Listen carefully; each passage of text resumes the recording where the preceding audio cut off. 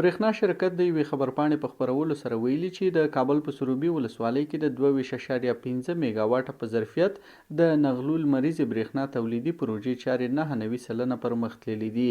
او د بشپړېدو په درشل کې دي. د خبرپاڼې پر اساس یا د پروژه د خصوصي سکتور په پانګونه پلي کیږي